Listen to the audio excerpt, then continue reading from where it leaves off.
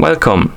In front of me I have XIAOMI Smart Band 8 and I'm gonna show you how to restart this smart band. First we need to wake up the screen on our smart band, so tap on it to wake it up. Once you wake up the screen, swipe up on the screen to open the menu. Then scroll through the menu and find the settings icon. Once you find the settings icon, tap on it. Here scroll down, find the system option. Once you find the system option, select it, and here find the reboot option, tap on it to select it, and then tap on the check mark to confirm and reboot the device.